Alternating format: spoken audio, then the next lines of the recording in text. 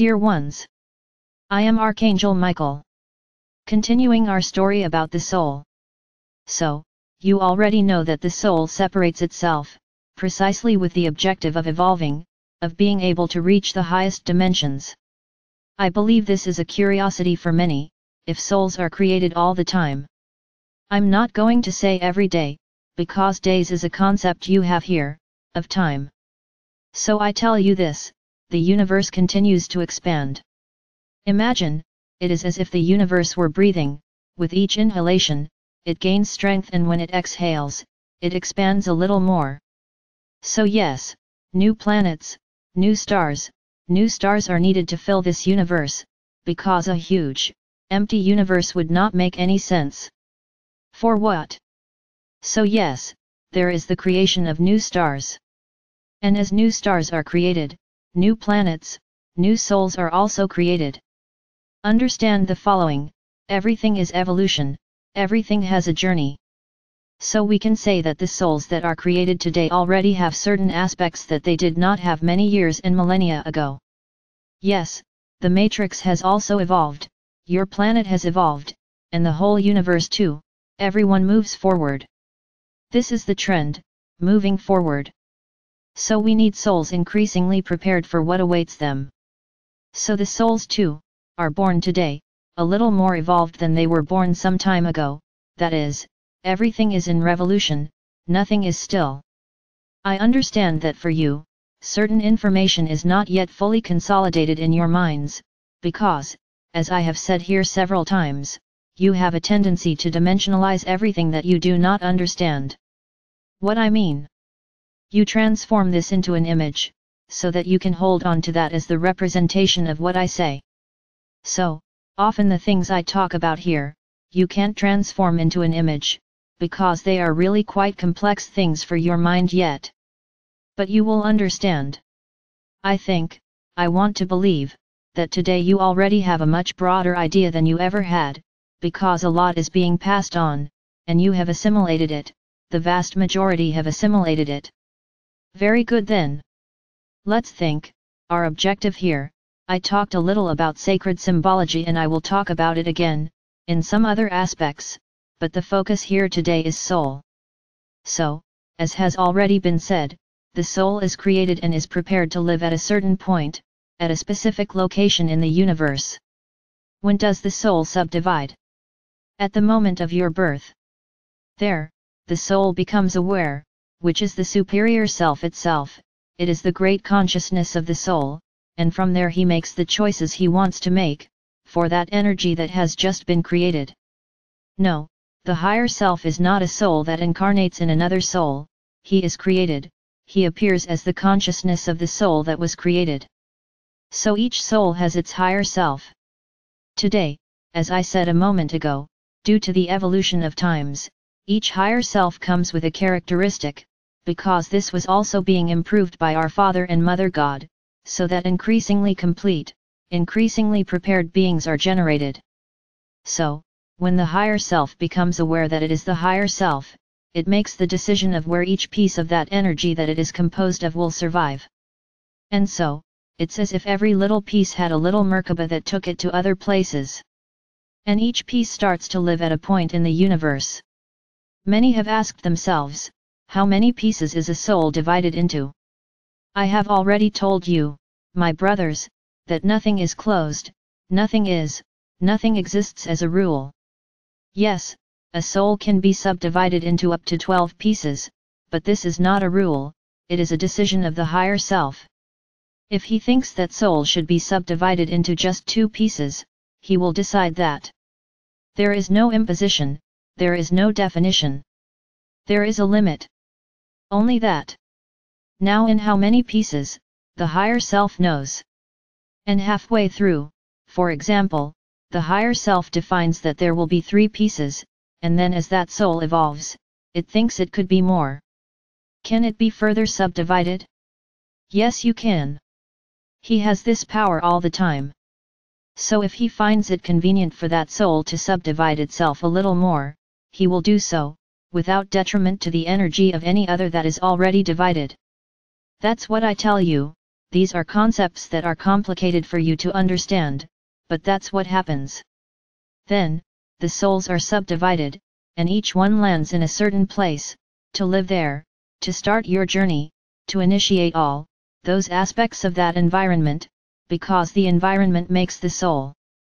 I had said that every soul needs to pass through the lower dimensions, and this is what happens. All souls always start in the lowest dimensions, so that they can live with all the feelings inherent in those dimensions. It is the learning of the soul. But not all means, the first dimensions, are identical, some are more inferior, let's say, and others not so much. Then everything will be up to the decision of the higher self, of what is interesting for that soul to go through. And so the soul continues its journey. Each one in their own way. And so that you can draw a parallel with what you know, each one is a spirit. Okay, let's understand it this way, that each piece of the soul that is incarnated is a spirit that is there, a piece of that soul. So, when the time comes for that soul to take on a guise, it will take on the guise of the planet, of the astro where it is. So what does that soul decide at this moment? There is a large council, which organizes. Nothing is messy. Imagine if all souls decided to incarnate, each one in their own way? No, there is an organization there. Then the karmic council analyzes that soul, it's like a big interview. I need to put things the way you understand. So let's say you do an interview. Well, what do you want to go through in this incarnation?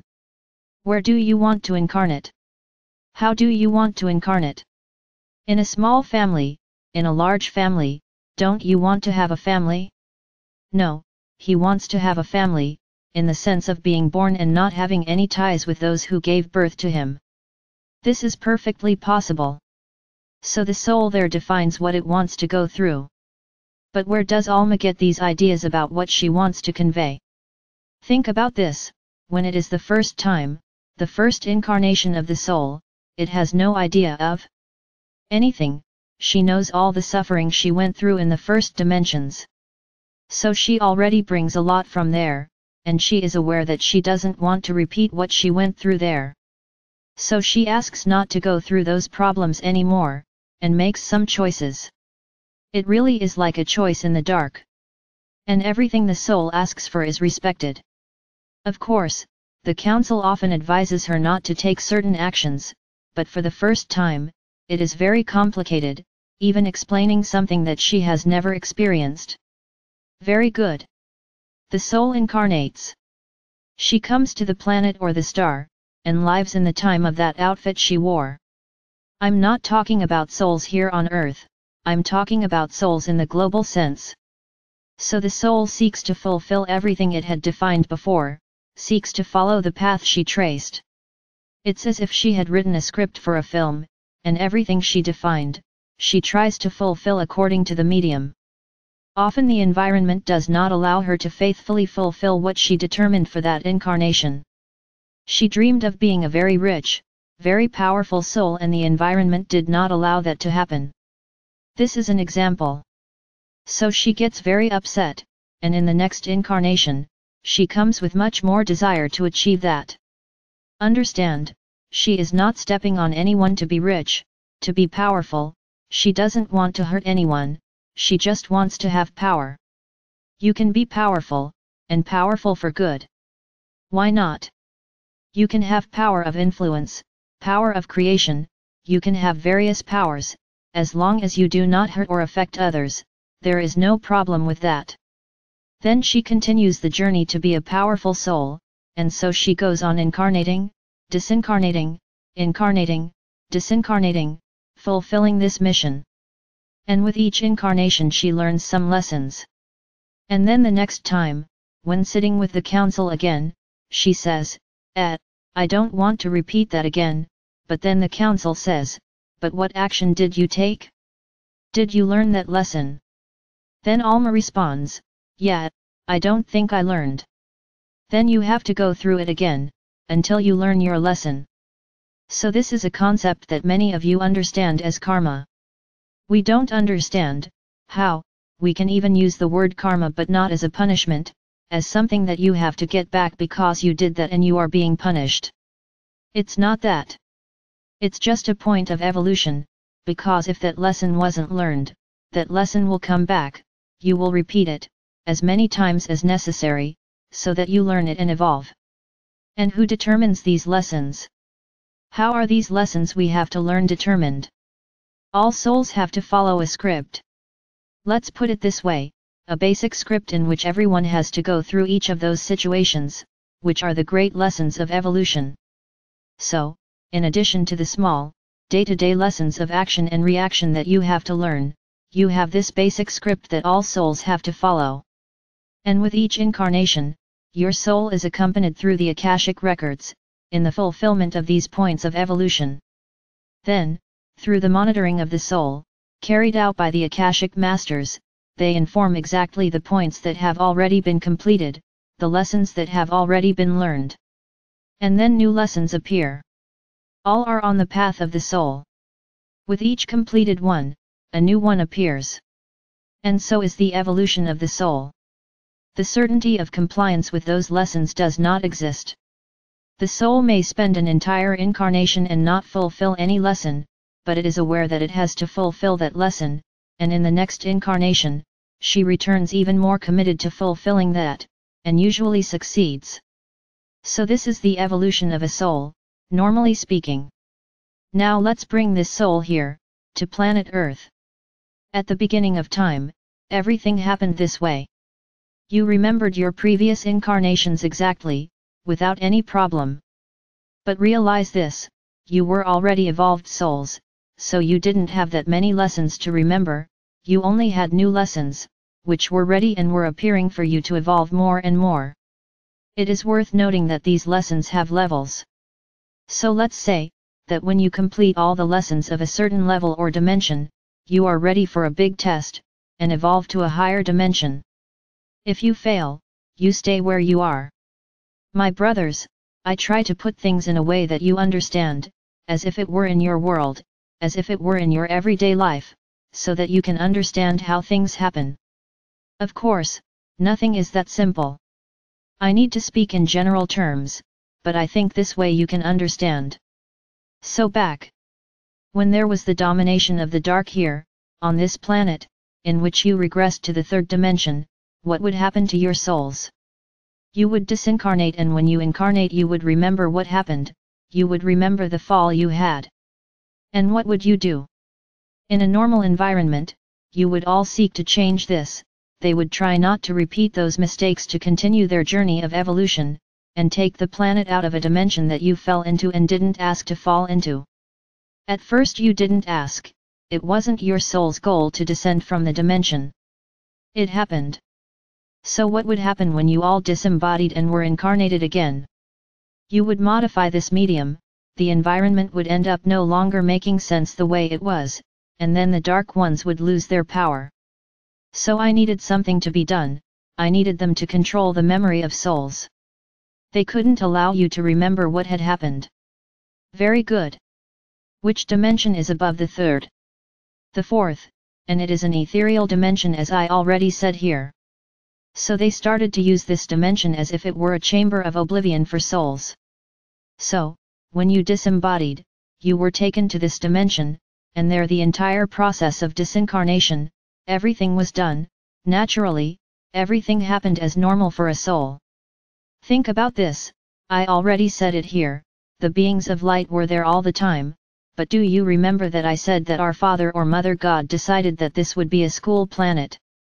So it was also necessary to maintain this third-dimensional environment. So there was I'm not going to talk about an agreement, because no agreement was made with the dark ones, but what happened is that the souls that resonated good feelings, were brought to us, to the beings of light.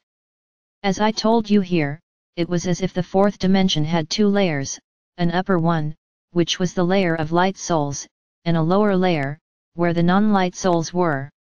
So this happened, all the time.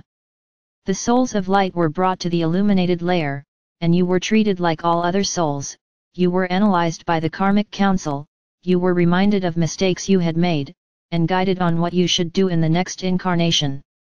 Exactly, like the rest of the universe. But, what happened? When you reincarnated, that process of remembering what had happened was modified, so that you remained on the wheel of samsara, always believing that you had to reincarnate to accomplish things that you had not yet accomplished, as if you didn't remember anything. So, you repeated the same mistakes every time. So there was no evolution. You disembodied, you were evolved by us, but when you returned to the planet's atmosphere, you forgot everything, through the entire process that was done for them, so that you remained forgotten, remained without remembering what you had done. Many may wonder, but couldn't you do anything? If we did something, the third dimension would end. And then I repeat again, this planet has become a school planet. So many think that we were complicit in this entire process. I wouldn't use that word, because good never colludes with evil. Understand the following: if you don't understand, I'll repeat, each time the souls disembodied they were brought to the upper part of the fourth dimension, if they were souls of light. So we continue fulfilling our role all the time. How have you evolved? Look what I said in the previous videos. Your world did not stand still. If we hadn't done anything, you would still be with pieces of wood in your hands hitting each other's heads, like in the Stone Age, you would still be like this. You wouldn't have evolved at all. So why did you evolve? Because we act, all the time. The planet did not stop, the souls did not stop, you have evolved. Look at your history books, what ancient civilizations were like and what you are today. Who developed you? Was it the Dark Ones? Obviously not. So all the work that was done on this planet was done by us. So our power has always been there. The only thing that the Dark Ones had there, control, was this forgetfulness of your souls, because it was the way to keep you in the third, because if you remembered, you would want to evolve, and you would definitely be able to. So the wheel of samsara was the way for the planet to remain a school planet. Very good. So the wheel of samsara was created for this, so that you would remain there in the third dimension. However, all souls have evolved, you evolved in intelligence, and to the world you have today, thanks to us, not in the dark. So, let's put it this way, what was their real participation in this whole process? Keep you inside this closed ball, which I mentioned, which was the grid created by them, so that there would not be, so that the energies of the central sun would not reach you, because if they reached you, you would also wake up. So this was closed and the wheel of samsara was created. And why did this all happen? For this planet to be a school planet, so that all these years that you lived, you could learn, the hard way, the lessons that you had not been able to learn when you passed through the lower dimensions. So you went back there to continue learning these lessons. But many souls came from this planet and are there too. But everything had a time, and this time is ending. And as they stayed in this domain for a long time, they do not accept losing it, but they knew that one day they would lose, because they knew that the planet, that their galaxy would be reaching the photon belt in a while. And there you are. And there's your planet getting ready to cleanse itself of all this. This planet, as I already said, will no longer be a school planet. There will be no more third dimension here. This planet will evolve, and will never return to the third dimension, because this is a decision of our Father or Mother God. So, those who arrive at the fifth end, for some reason, do not return to feelings that are not compatible, what will happen? I think you have already learned your lesson, you will be banned. No, this planet will not be allowed to descend to lower dimensions again. Gaia got tired. Gaia will now follow a different path, increasingly evolved. So my brothers, I hope that with today's video, you have understood a few more things, why certain things happened. Tomorrow we will talk more about incarnation. How are choices made? This is very interesting too. And you will see. I am Archangel Michael. I am here. As I said yesterday, more and more excited, because I want to pass this information on to all of you, and I really hope to be contributing to the evolution of each one.